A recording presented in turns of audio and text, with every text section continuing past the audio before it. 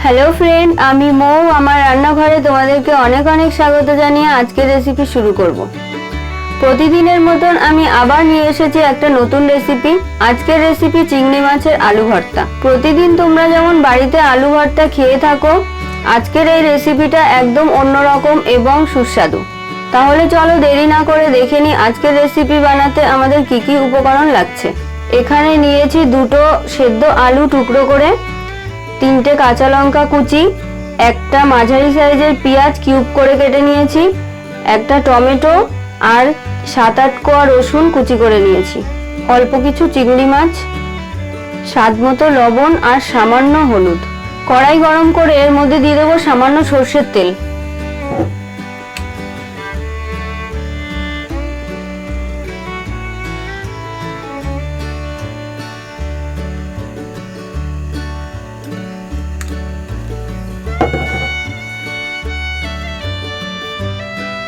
তেলটা গরম হলে এর মধ্যে দিয়ে দেবো চিংড়ি মাছ,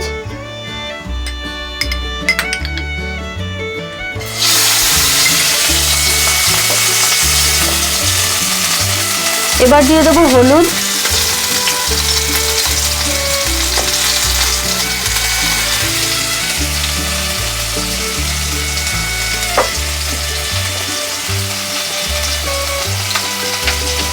এবার দেবো একটু লবণ,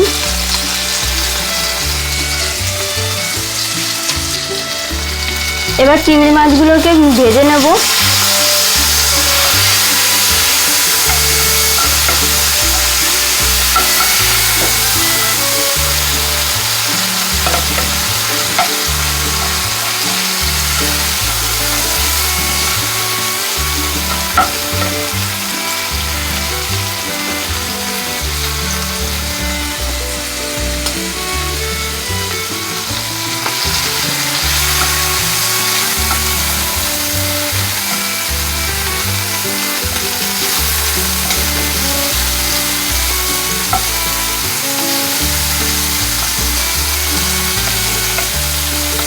চিংড়ি মাছটা আমার ভাজা হয়ে গেছে। এবার এর মধ্যে দেব পেঁয়াজ কুচি,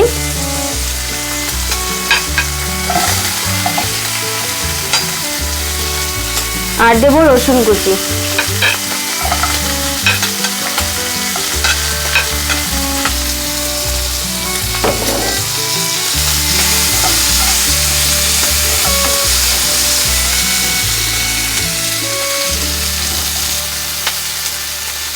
পেঁয়াজ আর রসুন ভাজা হয়ে গেছে, রসুনের যে কাঁচা গন্ধটা সেটাও আর নেই।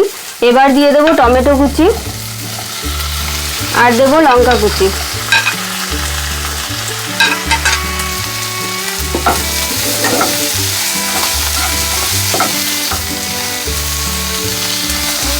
এবার এর মধ্যে দিয়ে দেবো আলু,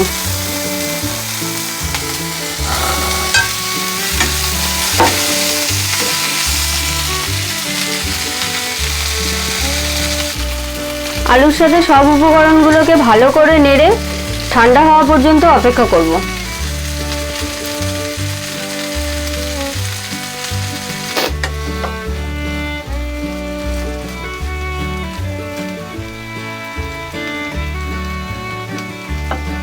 আলুটা আমার ঠান্ডা হয়ে গেছে, এবার নামিয়ে ভালো করে মেখে নেব।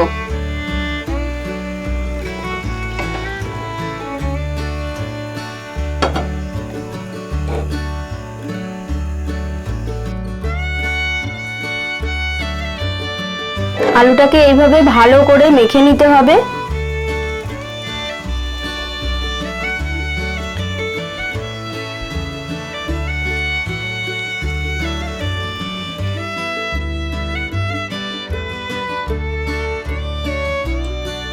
চিংড়ি মাছের আলু ভর্তা আমার পরিবেশনের জন্য একদম রেডি।